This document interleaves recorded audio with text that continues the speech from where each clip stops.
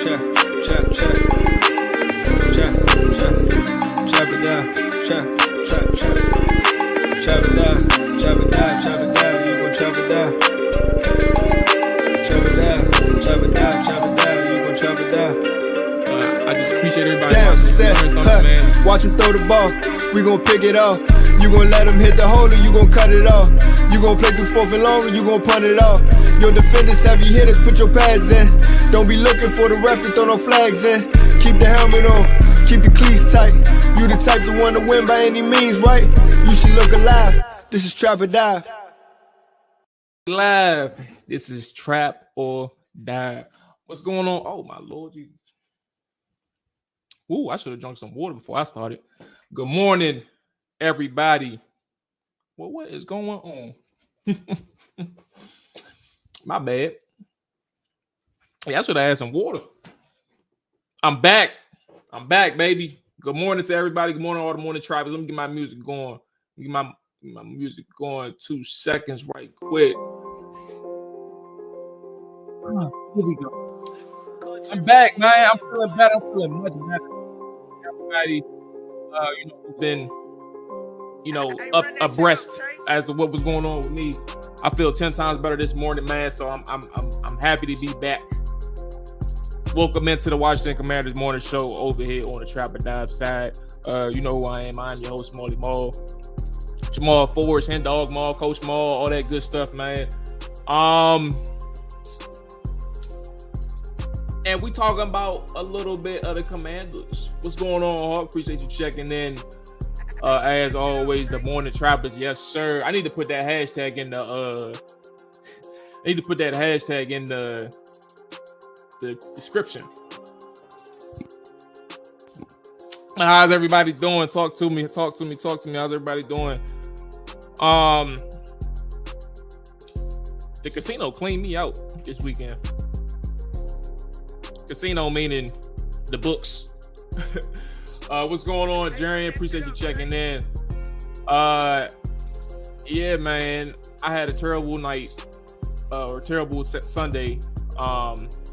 If you all remember on the post game, I needed that night game to go in my favor, and I had the over in the game, which was like 47, and it looked real sweet after that first half. All I needed was, I think, 17 points in that second half, and I think I ended up getting 11 points, something like that, if I'm not mistaken. It ended up going terrible. So the casino cleaned me out, but I'm in a real good mood this morning, man. Overall, good weekend from a football perspective. Good weekend from a flag football perspective. Obviously, with Washington winning, you have a lot to talk about. But I think the crazier and the most annoying thing is something that we've focused on several times, like over the past few weeks, with Washington winning. And I don't think it's avoidable. Like, I think we really do got to talk about it. Scary Terry got his NFL signature moment. Yeah, let's start there. Because I think what's after that isn't going to be the best things to talk about. I said on the Hawks Haven podcast that Terry McLaurin, that moment was big for him, and for a few reasons, right? And first off, let's start with the throw. I think what's so annoying about like dealing with Taylor Heinicke as a quarterback is that people have to prove that they are for or against Taylor. Now, I'm not going to take away from the fact that, matter of fact, let me show you this tweet, because I just came across it. This is incredible. This is incredible. Hold on one second. How do I do it? I do it all the time. Where is it at? Okay. And let's go ahead and take this. Give me 2 seconds. take this off. All right. So y'all do realize that a regular QB throws him into the end zone. If that wasn't Terry, that throw gets picked. It lost velocity immediately. All right. So I've been seeing a lot of these comments after the game. And first off, this guy I have followed. Excuse me, let me be clear. I don't follow him. But I remember him because this is one of the same guys who swore up and he's annoying. He's very annoying, respectfully. Like, I don't know the guy personally, but he's the same guy who swore up and down that, you know, Drake London wasn't an A caliber player coming out of the draft. And like, I knew for a fact that he didn't really watch tape. He was just talking out his ass, based on some of the things that he was saying. And like his, and I'm speaking football. Like, I don't know him personally, but like sometimes his, like how he talks sometimes, like this comment right here, this isn't a comment that is standalone to him, but more so like the narrative that comes out of like situations like this, and it's like a regular quarterback like that's kind of like an elementary comment, right? But my point was showing that in the theme for what I'm about to speak on when it comes to this play, before we get into Terry, right? I think the issue here is that people are too hyper focused on what Taylor Heineke cannot or can do for an offense. That is the baseline problem here. You have to understand that Taylor is not a starting quarterback. That's the first thing. You're arguing about a backup, right? You're arguing about a backup. The for and against chatter is terrible. I stay out of that BS. And that's why, look, that's why I mainly save it for the show. I save most of my comments for the show, for the morning show. I do say some things on Twitter, and even on Twitter, like, it's still going to get misinterpreted. Like, I know I put out a tweet earlier, and I know it's still going to be like, it's somebody that was trying to argue with me before I got on the show, before I went live. I don't think it was a YOLO ball, but I'm gonna get to my point, and I guess it'll make sense later, right? But to that tweet, and not just that person, like, there are several sentiments and several people out there who are saying a regular quarterback throws them into the end zone. Like, that doesn't even make sense. What is a regular quarterback? Like, how does that even, is that supposed to be disrespectful to Taylor? Like, he's a regular quarterback. What are we talking about? My point though, you got to understand the situation.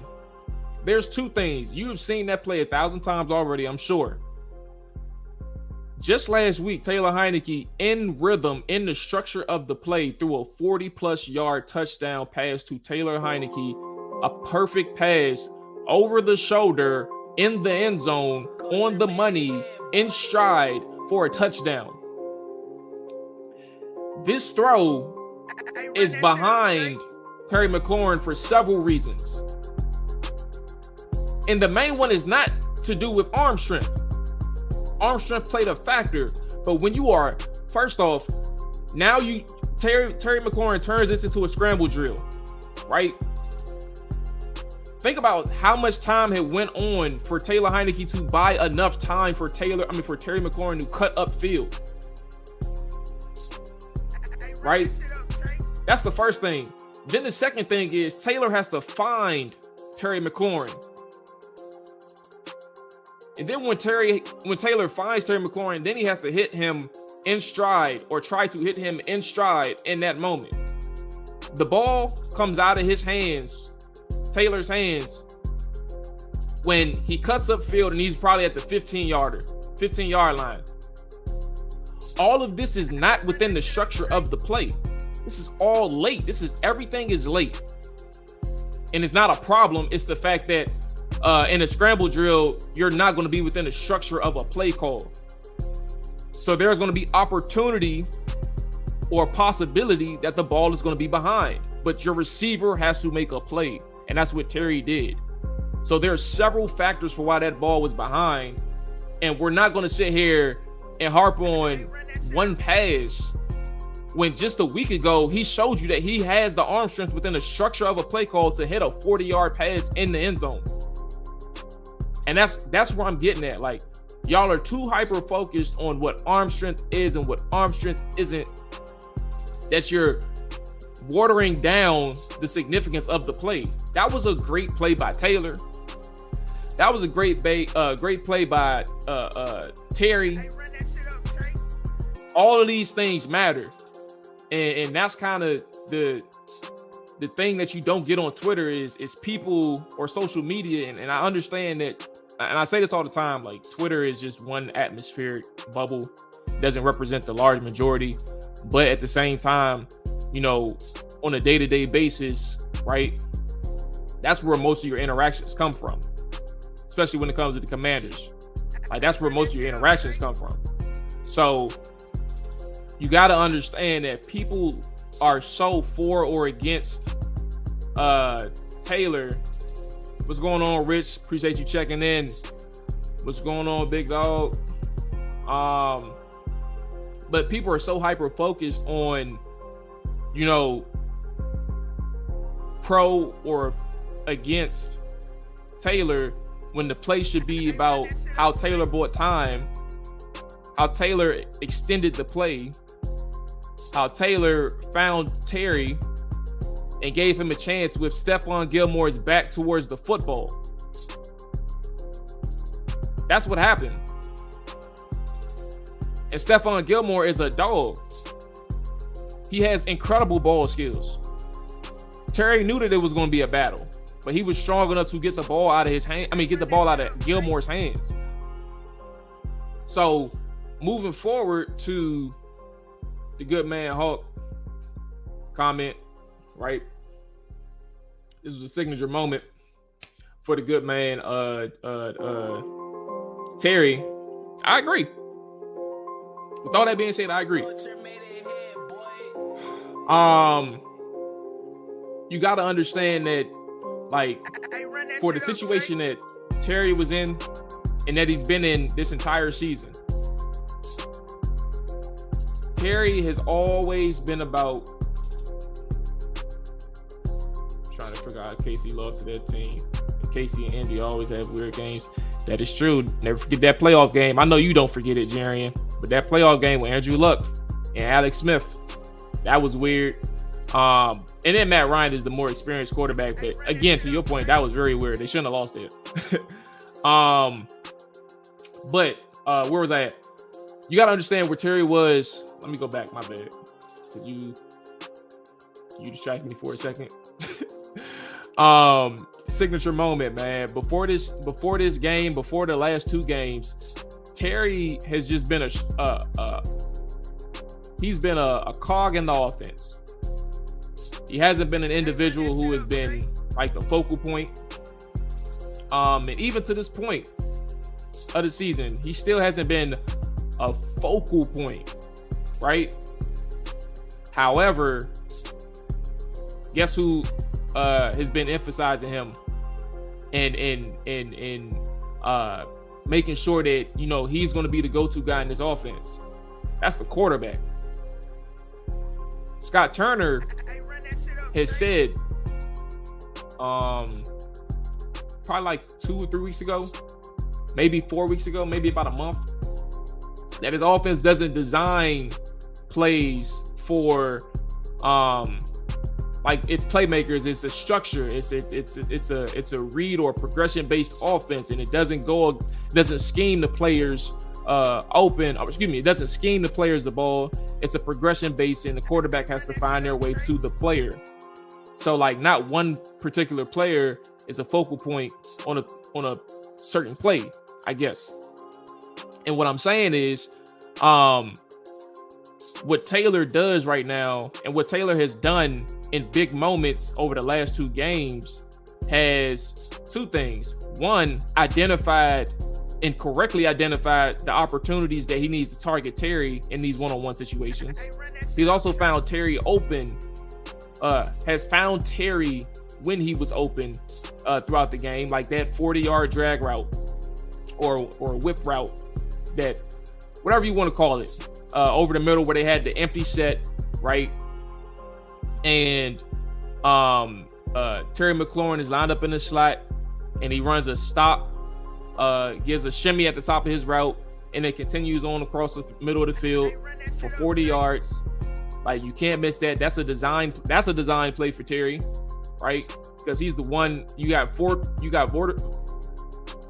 verticals. I don't know why I couldn't say that word. Verticals going up the field with Terry being the lone crosser. So if those verticals aren't open, you know where Terry is. All of those are important. So with Taylor Heinicke understanding, I know who I should be giving the ball to on this play. Or if all else fails, I'm going to give the ball to this guy on this play. Like, that is the difference between Carson Wentz, who is still trying to understand the offense, and a lack of chemistry with his playmakers, except for Jahan Dotson. And Taylor Heinicke, who understands the offense, and it's like, now I can function a little bit different. And I got legs, so I can buy myself a little bit more time to get these guys the ball. And I know I got distracted because I wanted to, like, expound upon, like, the difference of the quarterbacks and the difference in which Taylor makes for Terry. But over these last 2 games, and the reason why I brought that up is because these last 2 games and what he has done in that 4th quarter has proved that Terry could be a focal point in his offense. He could be that go-to guy. And Terry is developing into a role where he even is outdoing himself, outdoing his own expectations through the work that he's put in. Like, he acknowledged last night that this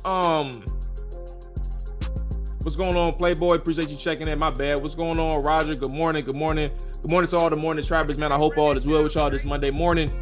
But yeah, this, like, what he did yesterday evening, he said that, you know, that contested catches stuff is something that he struggled with early in his career. So it's all about development. And if you continue to grow into a role that you earn and instill confidence in yourself to really do better and keep doing better and keep growing as a player, your offense is going to rely on you. Your team is going to rely on you. Terry. Scott Turner is going to maybe, I'm not going to say that he is, because we know Scott Turner to this point, but Scott Turner maybe decides to incorporate plays specifically designed to go to Terry, regardless of what anybody else is doing. If you get that one-on-one matchup, I'm going to Terry. Like, you go to Terry. Like that, like these, especially in crunch time. Like, we need that Pierre Garçon curl route. We need that Pierre Garçon curl at the sticks. We need that slant route. We need the one where we know that Terry is going to make that play. And I think that for what Turner is doing at this point, and understanding what he's seeing on the field, then maybe, you know, Terry McLaurin continues to find those magical moments for himself this year, and also like those I'm here moments. It's 2 weeks in a row against 2 very good cornerbacks. Jair is really good. Stephon is really good. We know that. So maybe it continues to grow, and maybe things get better, continue to get better. In terms of the intangible aspect, like the belief that I can make any play for this offense. Like, that stuff can make him a dog.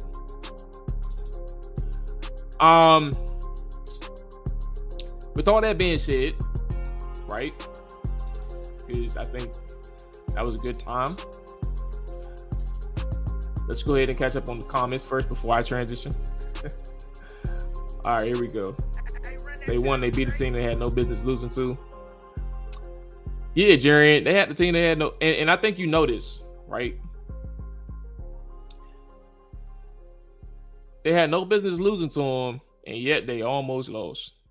And arguably could have, and arguably should have lost. Excuse me.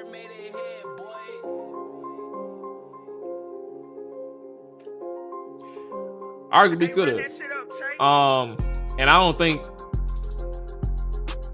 that's too far-fetched given how the game was going.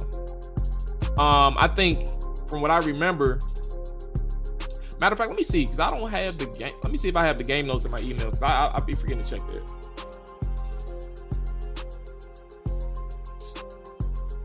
I don't be what's today? Yeah, I don't have them. Where do they come out a day later? What the hell is going on? Usually I have the game notes after. I guess not. But what I was going to say, so I can talk about it.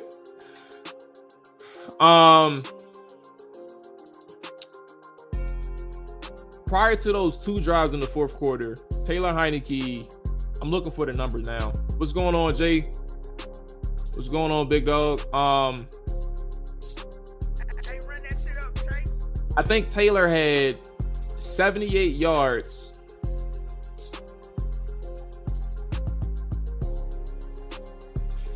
My bad, I got distracted looking at something. Taylor had 78 yards, maybe on like 11 completions, right? So there wasn't much going on with Taylor throughout that game prior to this point. He had 1 bad interception in the fourth quarter, early fourth quarter, where you thought that was going to be the dam breaker.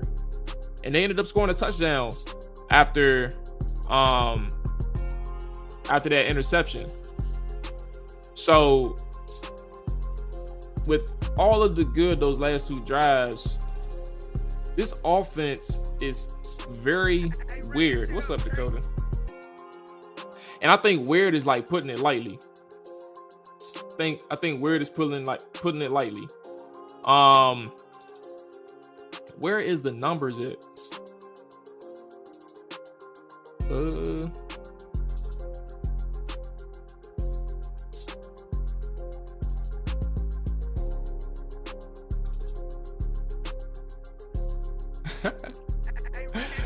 Hey, all right. So look, I did this 2 times in a row. I might as well tell y'all what's going on. I'm looking for the quotes that I was about to read off for you all. And I saw a guy. Who and I don't mean no disrespect. I really just thought it was funny. So I don't really look at the tape like that, right? Or at least post clips. I'll say that much. Like, he doesn't really reference the tape. He references stats. So when I saw a couple of tweets of him posting some film, and I think it's funny because I know his resources, so I'm like, I just didn't. It's whatever. And y'all will be like, what the hell is he talking about? It's all good. I can't find them. So let me go ahead and get back to my point about this offense, and we can circle back to this question right here as well by Rich, which I think is going to be a very easy one to answer. But this offense really hasn't been productive the last 3 games, like from a totality standpoint, right? You have the Packers game, which was his most efficient, most balanced.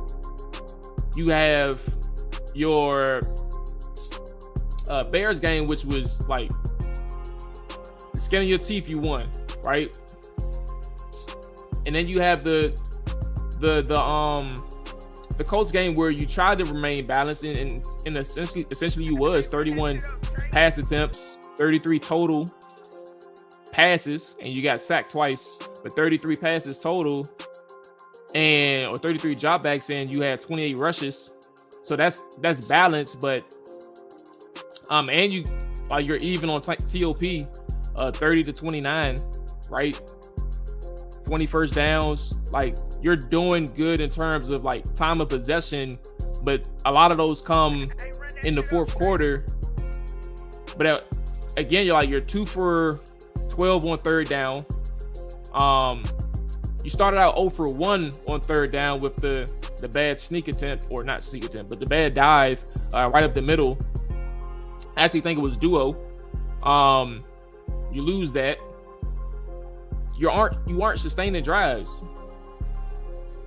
And the Packers game was different because you were able to keep that ground game going. You were able to keep Gibson and Robinson active. Like, they had explosive plays on the ground. But I don't know to what degree. Like, the Vikings game, you'll have an opportunity to do that. You'll have another opportunity to sustain on the ground. But if you aren't able to keep this offense on the field, I think it goes without saying, but if you aren't able to keep this offense on the field, you're going to run into offenses that aren't as inept as Indianapolis, Chicago, and Green Bay. And you're going to find yourself in a situation where you're down a couple possessions once again to start a game, because your offense is putting up 7 points going into the fourth quarter. Last week, they scored 23 points, y'all. You know the last time they scored 20 points in the season? Before the Packers game? I'll give you 3 seconds. 3 seconds is up. They last scored 20 points against the Detroit Lions. That was the last time they scored 20 points. And they're back down to 17. Granted, the Indianapolis Colts defense straps, they're good. I've already known that. I said that. They're good. Can't take that away from them. But I think the point is, and the point of the matter is, like, you weren't going up against top 10 defenses this entire season, right? You got shut out in one half against the Detroit Lions. That's unacceptable. The Bears, they're solid, but 12 points. Tennessee Titans, solid, but you only was able to get 17 out of that. So yeah, I just think that as you go on, you have to get better. You have to get out on in faster starts, and I think that's ultimately the thing. If you want to see things, like, if you want to see tangible improvement, if you want that narrative to turn around from skepticism to, okay, I think this is actually a better football team than the first month of the season, then I think that is what you need to see. You need to see an offense getting out to faster starts. And is that possible with the quarterbacks that they have? Is that possible with the play calling that they have? I think those are the things that we have to talk about. So let's go ahead and get into Rich's question. Before that, I'm going to go ahead and check in with the comments. Make sure if you are new, or if you are new, make sure you hit that subscribe button. It's appreciated. If y'all haven't done that, the like button thing, make sure you hit that like button. You know, we appreciate that too on that side. Okay. How everybody doing this morning though? Everybody healthy, man? Y'all got y'all coffee? Y'all got y'all morning fix, whatever that is? If it's something illegal, you ain't gotta tell me. You know what I'm saying? Do your thing, you know? It's illegal. I just hate this offense. Scott gets on my nerves with his stupid play calling. Jack Del Rio has been doing more with less. Heineke is an efficient quarterback, and until we get one, the O will look like this. Yes. And Jay, I don't know if you was here in the beginning, but that's kind of where my point was. Like, I think people arguing about who Heineke is so pointless at this point. Like, we know, excuse me, let me be clear. I think people who have been arguing about who Heineke isn't is pointless at this point, because we know who he is. And I think that ultimately, like, for the plays that they do make, like, they water it down in a sense of, you're not going to get a certain type of play from Taylor. You're not going to get the 60-yard bomb. You're not gonna get a 50-yard bomb, maybe. But you don't need a quarterback to go over the top every single time. Like, he's shown over these 2 games that he can play with anticipation. He can. I'm not saying that he does all the time, because sometimes he's late on these throws. Sometimes he second guesses himself. Sometimes those late decisions leads into possible turnovers. But he shows he can play with anticipation. He shows that he can give his number one guy an opportunity whenever the game relies on it, whenever the game counts on it. He shows moxie. Those 4th down plays to Curtis Samuel and I forgot the second one. But those are big plays. I think it was the Cam Sims one that went for 26 or 22. I think that was another 4th down one. But I think, like, he shows how calm and collective he is in crunch time situations when a lot of people fold in the games, or I don't even want to say a lot, but when some people fold in games, he shows what he can do for your team. He can bring that stability. So, to your point, he isn't efficient enough. This offense isn't efficient enough. And that goes beyond the players. And I think we know what that means. It goes beyond the players. But ultimately, we can't keep arguing about a backup quarterback, bro. Like, that is the difference that some people are failing to really see. Like, you can't keep arguing about a backup quarterback in Taylor when you know you got to get a better one. But right now, he shows you what he can do for your team. He shows you, like, the pros on his side, like how he can find a way to and will a way to victory. And that's all you can ask for in terms of the Commanders. That's all you can ask for. I know what the big picture is. Like, we talk about it all the time. And you know, AJ don't want people to forget what the big picture is. If you watch the Trap or Die podcast, like, I know what the big picture is. Like, what does these wins mean in the grand scheme of things? And winning with Taylor Heineke means, you know, that you're alive for this season. But is the short-term fun worth missing out on something sustainable for a long-term perspective? I think that's a question too.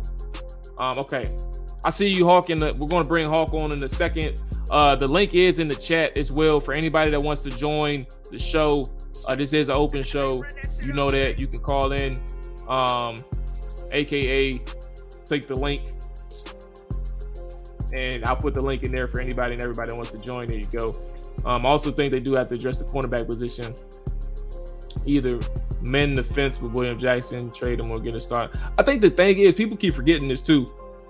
William Jackson, he's dealing with an injury.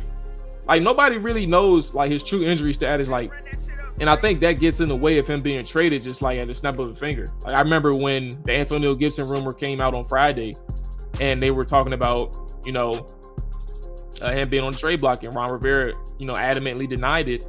But at the end of the day, I say that, you know, there's a couple people that's worth discussing trades for, and Antonio Gibson was one of them. If they were going to be willing to pay the price, the teams were willing to pay the price. But my point is, there was a lot of responses about William Jackson, but it's like, bro, he hurt. Like, or they're saying he hurt. You can't trade for a hurt player. Like, it would be stupid for a team to trade for a hurt player. You can probably get it done, but at the end of the day, like, they're not going to be willing to risk that. What's going on, 757? Appreciate you checking in. Good morning to all the morning trappers, man. The morning trappers might be nothing less than Carolina Goodwill. Turner is the problem with his mesh concepts and his spineless gun runs. I hate this non-scoring offense, man. I've been up since 12:30. I wasn't knocking Taylor, just saying the O will be a roller coaster because of his efficiency. Oh no, yeah, I know. I'm more so adding on to the point.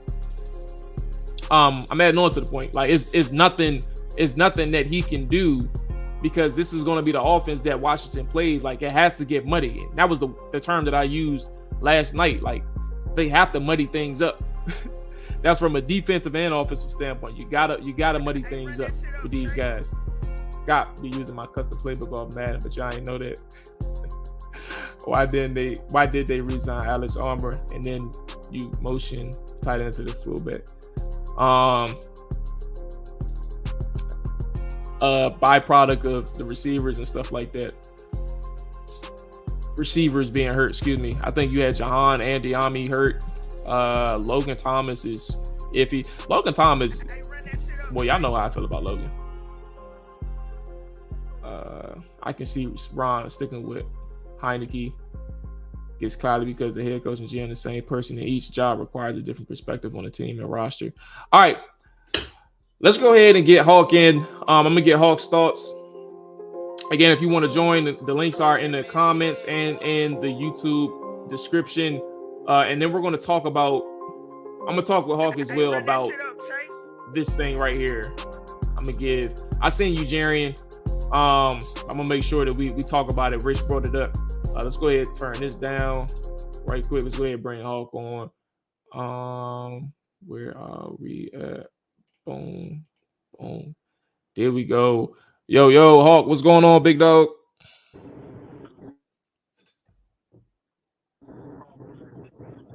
Yo. Uh-oh, we got a volume issue, my brother. Hold on one second. Audio. It's so I can hear you, but it's hello? very low. Hello? It's very low. Yeah. All right. Can you hear me? Are you on like are you on a device right now, like a Bluetooth or a speaker? I don't know what speaker. Like that's like dude, that's not another device. Are you on a Bluetooth or something? No. But you know what though? Matter of fact, hold on. I think I could. Hold on. Wait. I think you good. I'm about to adjust your mic. Hold on. Go ahead. You can talk. Yeah. I'm gonna turn you. All right. Hello. Go ahead. All right. Yeah. Y'all got me. Hello? Yeah. You're good. All right. Bet, man. Hey, look. Shout out to the morning trappers, man. Good morning. Good morning, Mom, man. Good morning, everybody. Check it in, man. What's going on with you? How's everything? Everything is good, my brother. You know, I ain't sick no more, man. Boy, I woke up Sunday happy as hell. I said, look, hey, first thing I'm doing, I'm going. Well, I went to flag football practice. I was like, I'm geek. I gotta get up out this house, bro. Right. Hey, yeah, bro, I'm doing, man. I'm healthy, bro. Man, hey, Mom, what I tell you, man, I was just like, yo, the fact that we won this game, I was like, God dang, man. You know what? Truth be told, and you know what I'm saying? Like, we really shot ourselves in the foot because we definitely could have lost. But you know what? The fact that they just battled back, man, it was a valiant effort. You know what? Like AJ name, you know what? Like AJ's name stands for Admiral Job, guys. It's the Admiral Job, Taylor Heineke. You know what I'm saying? AJ stands for Admiral Job this week. I'm about to say we gotta make sure we keep doing that. We gotta taunt. If Taylor keeps winning, we gotta taunt AJ every single time, bro. Because he gonna have some of the most visceral reactions to every win, and we gotta make sure we get it. We gotta make sure we get that reaction. Hey, bro, every win, but everybody know, man. The last time, no, 2 weeks prior to that, it was astounding job, Taylor Heineke. That was Admiral job, Taylor Heineke. But seriously though, earlier, man, I had said something about, and I'll be honest, I can get swept into as far as like, us fans, we're so quarterback jaded, bro, because we haven't had that upper echelon type of quarterback. Shoot, ever since I've been a fan of this team, and so it's like, it's easy to go ahead and point out what Taylor can't do and things like that. But it also agree with you what you said. Yo, what the hell is a regular quarterback? Do you mean, it's one of those things where you gotta be real specific. Are you talking about upper echelon starting type of quarterback? Because which Taylor Heineke is not. He's not that. He's he's a backup for a reason. Matter of fact, Ron Rivera and them, they picked him off the street for a reason to go ahead and start that game for us. And honestly, it was just a great job. Honestly, I know that the Cowboys fans, they had their things about Cooper Rush and things like that. But you know what though, Taylor Heineke, he's our backup. He's our quarterback. He won that daggone game, and I ain't gonna lie, bro. It was just, honestly, the way Terry McLaurin, he did that to a Super Bowl winning quarterback, a Super Bowl champion, Stephon Gilmore. he got him up out of here. I love it. I love it. Yeah, no, absolutely. I think one of the Jay said hey, he love messing with AJ too, man. Yeah, AJ yeah, is yeah, the yeah. AJ stands alone on the island on this show for good reason because I love how he stands 10 toes on his Yeah. opinions. But one of these days, like I'm waiting for that moment where it's like it's something because I'm not the biggest Heineke guy. Like I think in terms of QB1, like that goes without saying. But one of these days, Right. I can't wait for an opportunity where like Heineke has like if he ever has one, like A1 game where like every single decision that he made throughout that game was like a 10 out of 10 and he has a dominant game Yeah. and AJ's forced to talk about it. That's the day that I'm waiting for. Cause he it ain't nothing that you can say when you come on the show to sit here and say that Heineke had a terrible day in that moment. But Yeah. I think when it comes to quarterbacks though, where is he at? I think Rich brought it up. Where I keep here it is. Rich brought it up. Where are you at with Carson Wentz now? Like, is it too early to say what should happen after 2 games, or like how do you see this thing playing out further we go along with Taylor Heineke? Yeah, yeah. A more. To that point, I mean, well, not to that point, but to that question, I'm like this. This ain't no Tim Tebow back. All this, doing all that, then all of a sudden we're rallying at the fourth quarter. Nah, we ain't doing all that, right? I believe that if Carson Wentz is healthy, you got to go ahead and put him back as a starter.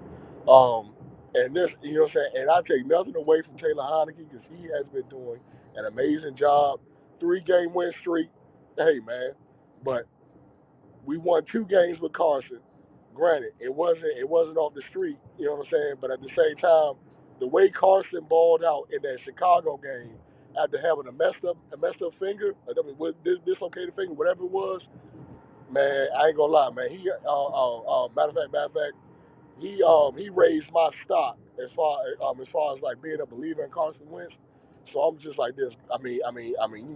Just go ahead, Taylor Heineke. You keep doing your thing. But then if Carson is ready to go ahead and take the reins, go ahead and get the reins back to Carson Wentz. Point blank. So, hey, side note, Hulk, Yeah. bro, you lost your voice, man. What's going on? Was you screaming at the Oh TV man. yesterday? Nah. Man, yo, man. Hey, you know, man. Hey, look. I'm over here.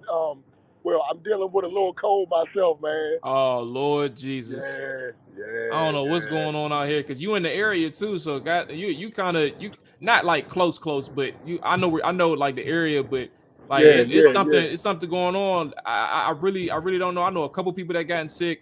I haven't gotten this sick like in years, bro. Like I don't know. Me neither, man. This is crazy. Like so are you taking some medicine and stuff like that? You good? Oh, bro. Hey, look at man. I've been taking Mucinex. You know what I'm saying? That's about it. Oh Lord. Okay. Yep. Well, look, you get ahead of the curve, bro. Hopefully it ain't. Hopefully it don't get too bad. It sounds like I'm sure. I'm assuming you're on your way to work still. Yeah. Yeah, I'm about to say. Hopefully it don't get too bad, bro. So you ain't got to take off and and miss out on some paper.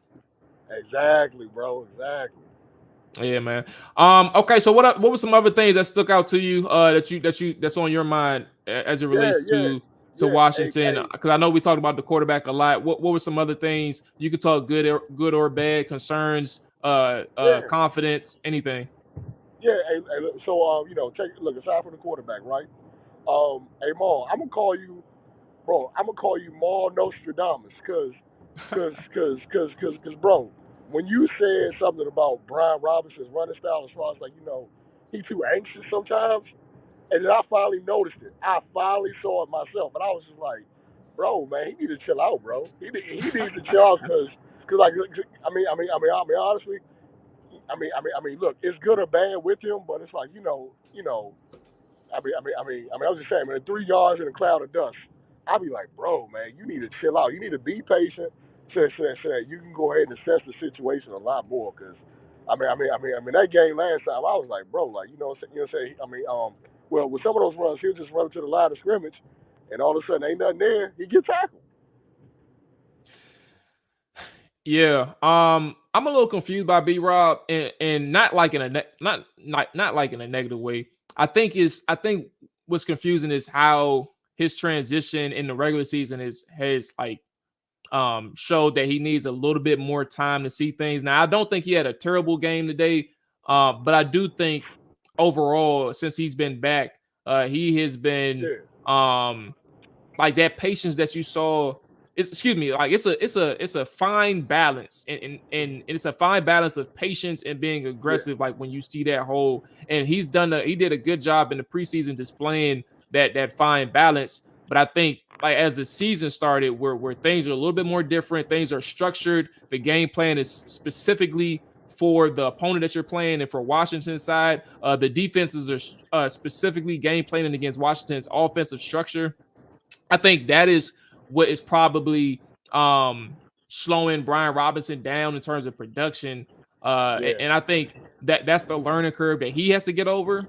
But also, like when that part slows down for him, I think it's probably where that transition, like what we saw in the preseason, I think that transition is going to kick in for him, where you're starting to see him take those what are 3 yard carries and 4 yard carries now, and making them like 7 or 8 and things like that. And you know, I it's not too much to go off of right now, but it's just an interesting sight, like for him. And I don't think it's a bad thing. I do think there's one thing, like as we expand though, because that was Brian Robinson, but I do think like this running back group altogether, I just don't understand how this team knows how effective JD McKissic is, and he's Right. not getting as involved as the other two. Now, I know it's a field basis, like they talked about it before the game started this week.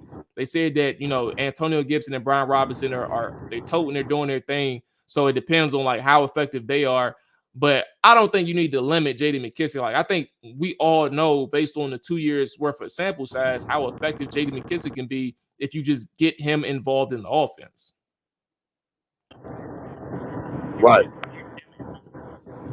Yeah. Yeah, man. You know what? You know Mhm. what, man? We got to reward that man's sacrifice because he could be a Buffalo right now. That's a fact. That's the biggest thing. Like Yeah. he knows.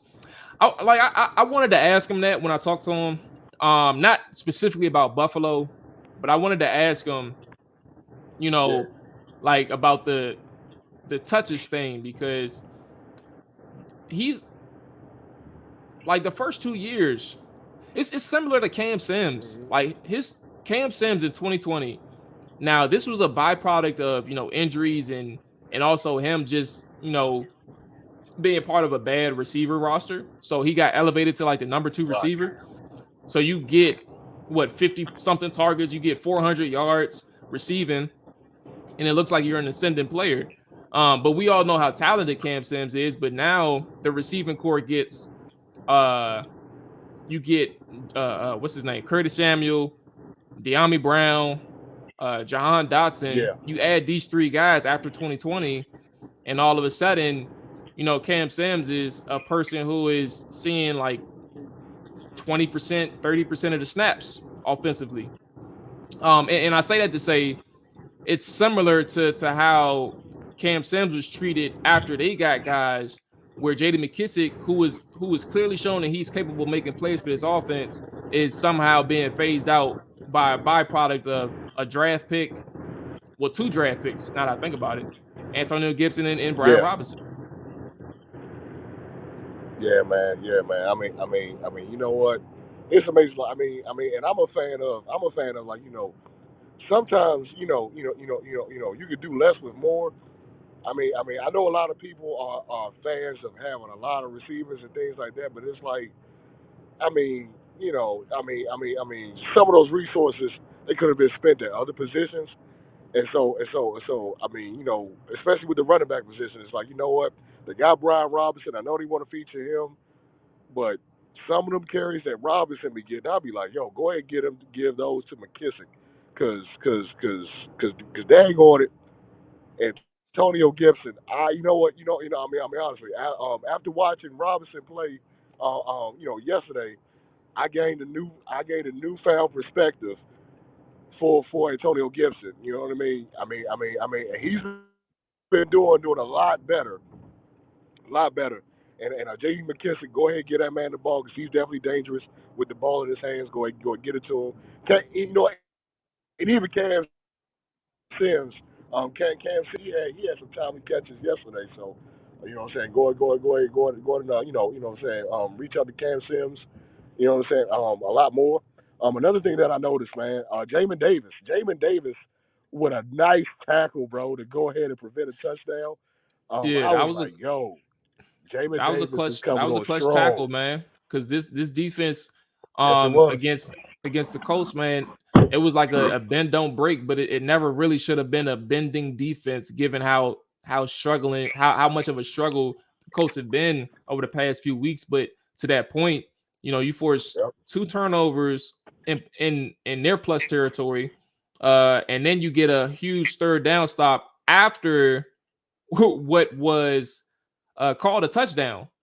Right, And right, it clearly wasn't a touchdown. So you get a blessing, you get an extra down to defend, and Jamin Davis makes a big play to force a field goal. Like it would have been impossible. Like, I mean, you could have been aggressive, right? And went for the fourth right. down, but I don't think you're going. I wouldn't even do that with Sam Ellinger. I wouldn't do that. So kick the field goal, and Yeah, live to fight yeah. another day. So to that point, Right. yeah, that was Jamin Davis has made some splash plays. Like that's a playmaking type of a playmaking caliber level of play from the Right. linebacker, the first round pick. So I think what you're seeing as the weeks go on, and he did that without Cole Holcomb on the field at all. Like he did that, Yeah. and I'm not saying he did it by his lonesome, but I'm saying like the crutch, like the Right. perceived crutch that Jamin Davis needs. Um, Right. he didn't have that. He didn't have that Right. yesterday. And Right. I think that is impressive to see. Yes, it is, man. So you know what? Shout out to Jamin Davis. And then my last point, Maul, because I'm gonna keep banging the drum until we go ahead and like do something. Because I've watched and like in the news cycle, right? I've seen Dallas go ahead and get Chauncey Gardner Johnson, and then they eventually, when the Eagles got him, and then most recently they traded for Robert Quinn, and then I seen Dallas trade for Jonathan Hankins, and I'm looking at us, I'm like, well, we don't need any defensive line help, but our secondary, during this three game Uh-oh. win streak, during this three Okay. game win streak, we have not really played against receivers that'll like really put real fear in the Correct. hearts. You know what I mean? Or Of a D quarterback. coordinators Well, and I'll players. take that Right, back. Aaron Rodgers. I respect Aaron Rodgers. My bad. Go ahead. right, right, Continue. right, right, right, right. Well, you know what? Respect to Aaron Rodgers, but it's like, you know what? Hey, look, I'm sorry, but Sammy Watkins, you ain't, look, you get an NFL check, but you're not who you used to be. You know what I'm saying? And that goes for like all of his other receivers because like you know what, they still growing.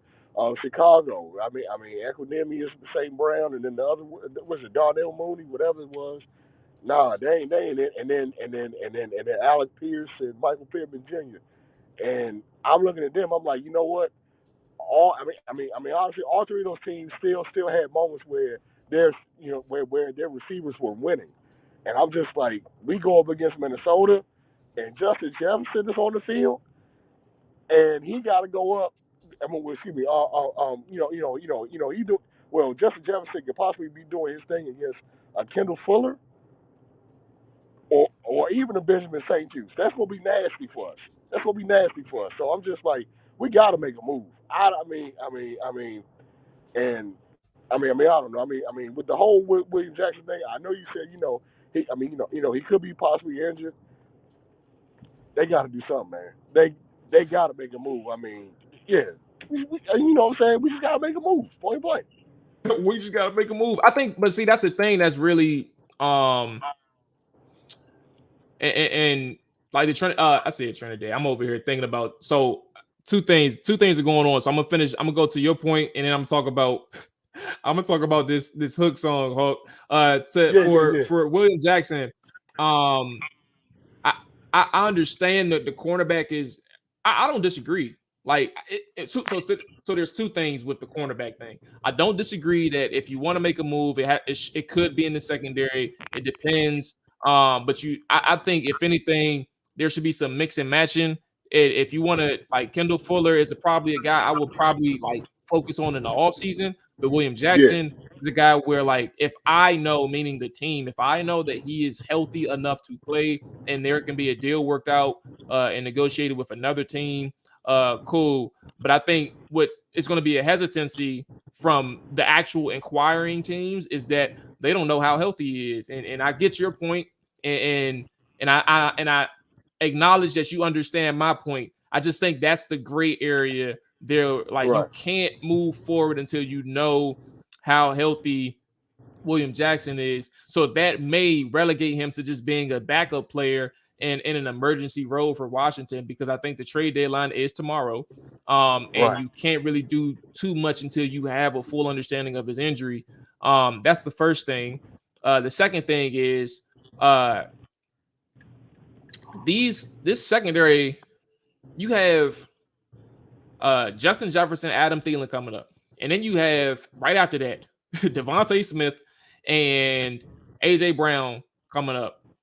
And they already torched us. Already did it. And people were talking about. Here's the thing that is a truth, but is also frustrating because, like, this is not supposed to happen. They're saying that, Washington. They're saying, because it's true, but they're saying that, we shut them out for 3 quarters. They only scored one quarter. But Hulk, they put up 24 points in a quarter, and that was a difference maker. They put up 24 in 1 quarter. It doesn't matter. Exactly. It doesn't matter what you're talking about. You shut them out for 3 quarters. They exploded in 1 quarter for 24 points. And that was a difference maker. That's all they needed. And I say that to say that is an explosive offense. You cannot take that away from them. And just because they did it in 1 quarter does not mean they cannot do this again throughout a 4-quarter period. Like, that is what people aren't taking into account. It doesn't matter exactly like how they did it that first game. And to your point, the secondary, Bobby McCain, I would love to see what happened on that big play. I think we talked about it a little bit, Jay, because I know you're in the chat. I think we talked about it a little bit yesterday about what happened. I still don't know what happened. And if I had to make a guess, I'm going to say that Bobby McCain was supposed to be back there. I rarely, and I guess this is a fault of my own, but I rarely like look at the true, like, in-depth detail of every single play in a game in real time. I just look back after the game because it is what it is. But yeah, secondary is going to be a problem moving forward. So I don't know. But yeah, to this point, and I guess this is the last thing, Hawk. What do you think about that left hand up song? I don't even know the name of it. That left hand up song. The Commanders gave that boy credit, or that group credit, after the game. They put a tweet out there with with them in it, like the name of the song and the image with the left hand up thing. And they put it on their official Twitter account. Man, what do you think? Should that be the official song moving forward?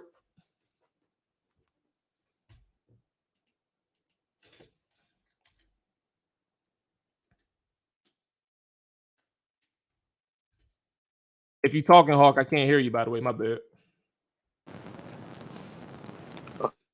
Hello. Try. Let me get another mic check. Right. Uh-oh. Nah, it ain't no good.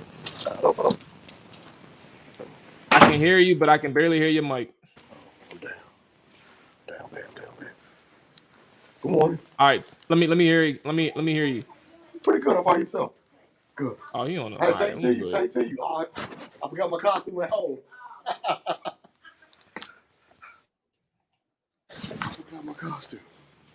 Uh-oh. All right, let's go ahead. Tell Hog ready. Let me make sure. All right, there we go.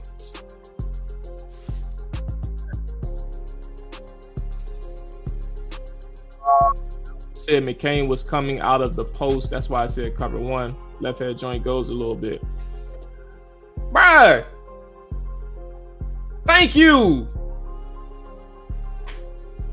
Like, come on, bruh. How does it not go? I tell people, listen, and I just tweeted this out, and I'm gonna end it on this, right? I said that, you know, it gotta be the anthem for the Commanders, bruh. Like, it is no way around it. When a hook catches on, you gotta understand the music making, bruh, and not you. I'm saying the people. Like, there are people who are truly disgusted about this song. But you gotta understand, bro, when the music takes over, bro, and when a hook is catchy, that's $1 million hook, bro. These haters can't stand us. Left hand up, who are we? The Commanders, bro. No matter how you feel about the team, that is $1 million hook, bro. Within the region, within the context of the Washington Commanders, that shit spread like wildfire. And I will tell you this. Don't ever forget that Trinidad James had one of the worst, excuse me, let me rephrase that. He had one of the worst songs in the history of music making. Trinidad James had all gold everything. And what is your first thought when you hear all gold everything, bruh? It is the worst song you have ever, one of the worst songs you have ever heard. But guess what? That joint was catchy. And guess what? That joint played in clubs. And guess what? That joint played in strip clubs. That joint played at parties. That joint played at weddings. That joint plays to this day. And that music video was the one that put it over the top, bruh. The music video was incredible. Understand that the song doesn't have to be elite. But if you got something in that song that people can't stop talking about, if you got an image or a video that people can't stop talking about, that's all you need. Hey, run that shit up, Chase. Wake up. That motherfucker is a hit. Sorry for cussing. I'm sorry. Alex, if you in here, I'm sorry. It's a hit. It is a hit. It's a fact, man. It's a fact, bruh. You can't argue with that, bruh. It's a fact. Yeah, my bad, dog. My bad. It's a fact, man. I got hyped up a little bit. Okay. All right. He said that song is corny, but it's Roger. It's corny. If you hear the whole song, you be like, bruh, I don't want to hear none of this. I don't want to hear none of this. Oh, but that hook though, like you, if you played that joint to a person who never heard the song before, right? If you played the whole song to a person who never heard any part of that song before, and you say what was the best part of that song, they're gonna point to these haters can't stand this. Left hand up, who are we, the Commanders? That's all they're gonna point to. That's the only thing they're gonna point to, bro. Understand that Trinidad James had a hit, and he asked. That song is terrible, but that hook, like some of the stuff he was saying in there, bro, it came down to the hook and it came down to the music video. That's all I'm saying. And I'm gonna end it there. Hey, J-Hip. Hey, I'm feeling good, man. I hope everybody feeling good today. I hope everybody's in a good mood. For better or for worse, not even football related. You know, I'm just in a good mood, man. So look, y'all take care. The film session is gonna be back Wednesday. Trapper Dive podcast tomorrow evening. All 32 side Wednesday evening. If you haven't listened to the JD McKissick interview, it is still up there. I'm not taking it down for some time. We got to make sure that we show that John some love, just people in general. So go ahead and get that out of the way. Bad news. I see you in here, so I'm going to go ahead and get you on. Don't leave yet. We're going to end it after bad news comes to talk, because it's first time coming up. So I'm going to show you some love, bruh. We're going to chop it up. So we'll close out after we talk the bad news. and go from there. Let me go ahead and cut my music down right quick. Get bad news on, and we can go ahead and close out. After that, there we go. See Jay Tyler, no man. What's going on? Bad news. Appreciate you checking in, man. How you feeling, bro? What's going on, Mal? Can you hear me, brother? Yes, sir. I can hear you, big dog. Good morning to you. What's up, Trap or Die podcast? Hey, had to join in, baby. Yes, sir. I love it. I love the shit, my brother, man. Welcome on, man. Talk to me. What's going on with you?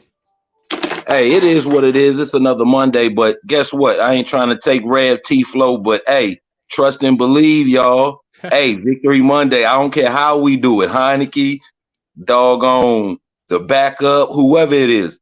As long as we can pull a win out, I'm happy. Absolutely. So I think that and only reason why I pause for a second is because like the happiness is definitely warranted, and I guess I think the thing is, I'll give this one to you, 757 or bad news. Where are you at with just the outlook of the team now? And I think that's the safest way to put it, because these wins, it's hard to say that these, I mean, it's hard to say. I think it's evident that these wins haven't been easy. They've been pretty messy. I think that's the safest word to say. They've been pretty messy, but they continue to win. And what does that tell you? That's the first question: is what does these type of wins tell you about the team? And then the second question is, what is your outlook on the team moving forward? Well, you know, Mal, hey, you are who your coach is. So to me, it speaks evidence of Ron Rivera. You know, we one of those teams that, hey, it might look bad, but we're going to keep fighting. So to me, that's our identity as a team going further, just 1 week at a time. You know, you get Chase back, hopefully this week. Let's see what it do. Absolutely. Let's see what it do. So what's the word? Because so Chase is coming back. He's going to have the 21-day window in terms of like practicing and things like that. And Minnesota is up next. Do you think that he plays against Minnesota, or I know we don't know for sure. We're going to know later in the week, but do you think that he has a chance of playing against Minnesota, or you're just hoping that he comes back? To be honest with you, I would love to see him practice. If they could put him on a snap count, hey, if Chase just played 5 to 10 snaps next Sunday, I think the organization, us as fans, we would love that. So I'm not in this, in the mindset of rushing him out there, but my man Brian Robinson, he was on a 20-day window. He was right back. So okay, yeah, that's true. That's true. They keep emphasizing the fact that he had the ACL and the patella tendon. So that's kind of like the difference. That's been slowing him back in terms of his recovery time, or that's made his recovery time longer than per se like Logan Thomas. But okay, so what do you think about the Vikings altogether then? This is the first time I've been able to hear from you, so I got to get your perspective into next week as well. Like you said, a win is a win, and you'll take that. You can't take those wins away from the team. 3 straight dubs for the home team. You got a big matchup now. Like perspective wise, it's a big matchup. 4-4 against a 6-1 Minnesota Vikings team. What is your perspective on this matchup, man? Kirk Cousins back in town, dog. I know you don't want to see that man do good in FedEx Field. At all. But look, I mean, we know what it is. Minnesota has a electrifying offense. They can score a lot real quick, so it's got to be one of those games where, especially the corners, you know what I mean? Fuller, St. Juice. I mean, they play pretty have a big matchup. Like this is going to be a big test for him coming up. Yeah. He didn't have since he started. I mean, he's played Devontae Smith in particular, and AJ Brown in particular. But now you get a Justin Jefferson who lines up everywhere. You may get a matchup against Adam Thielen. These guys are some dogs in their own right as well. You know it. And then, like I said, you got Dalvin Cook, which we've been bottling the run up pretty good. So in terms of stopping the run, I think we'll be all right. But like you say, that cornerback wide receiver matchup, and like I said, hopefully we get that Kirk. If we put pressure on Kirk, you know what Kirk do? He gonna fold. So like I say, Payne, Allen, hey, let's let them boys loose. And you know what, y'all? I'm in your podcast every day, bro. Whenever you want, I'm here. And we was 1-4, y'all. We was 1-4. Now check it out. You know what I mean? Hey, just gotta Ab- believe. Absolutely. Absolutely. So listen, man, I appreciate the love. I For appreciate you sure. through and actually getting on the show as well, man. Hearing your voice is a good sight. Hopefully you keep coming back. We need the regulars to call in when they get a chance, you know. No pressure at all, but it's good to hear the voice and chop it up with some of the listeners and people who tune in, man. So definitely appreciate you coming through. Bad news. Hey, for sure, man. You have a good one. Hey, Trap or Die podcast, man. Y'all have a good day. Be blessed. Yes, sir. You too, my brother. You too. Okay. So there we go. Appreciate everybody who just checked in as well. Let's go ahead and show some love to the chat right quick. Buddy said, "You think you're going to talk shit and not on show?" Hey, depends on how fast he can get in football shape. Oh, you did say something about Brian Robinson too. My bad. Where are you at? You had said something about Brian Robinson. Let me see where it was, that comment. If I can find it. Or maybe I passed it. I just hopped out and watched the left hand joint. Video was live. That's what I'm saying, Brad. Look, come on, man. Like, y'all can't deny it. Look, the video is what it is, bro. Come on, man. Like, it's hard to deny that, bro. Like, you get it. It's equivalent on a regional scale to the Trinidad James Jones, bro. Like that, it's a bad song with a catchy hook, bro. And the video is just is crazy. Like it's like people. Come on, man. I'm going crazy. I'm going crazy right now. I don't know who these people is, but look, I got that on my phone, bro.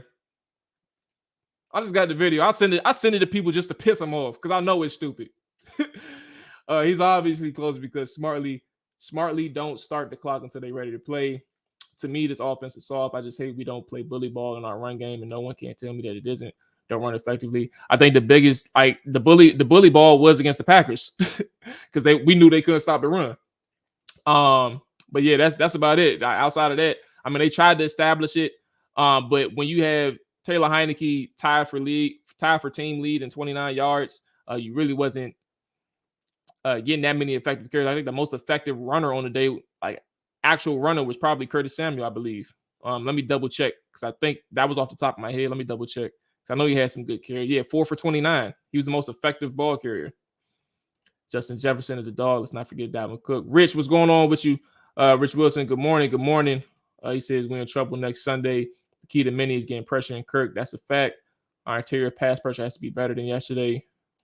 757 out here on your airwaves. Yes, sir. I appreciate 757 checking in. Wild Goose and Fuller not going to cut it against the Vikes. Hey, for sure. Heck, I wasn't a fan of it. Now I've grown and fond of it. We need to go get a G today. Norwell. It's terrible. Trey Turner's garbage. It's obvious they think the line is okay. We just don't have that lineman for bully ball. That is the truth as well. That's why I was like, you got to know your personnel on that 4th and 1. Okay. So we're going to close out. Appreciate 757 checking in. Appreciate Hawk checking in. I may have to take TikTok video song doing the left hand up part. Hey, no bull. That's actually funny. So look, hey, like I said, Tuesday, Trap or Die podcast is back 7 p.m. Eastern. The Commanders Morning Show is back Wednesday, live film session, and then back again on Friday, 7 a.m. as well. All 32 side, 7 p.m. on Wednesday. And Thursday, we have the pregame show. That's the schedule for this week. So, yeah, y'all take it easy. Enjoy y'all Monday. Enjoy the rest of y'all week as well. Stay healthy. All that good stuff. Peace.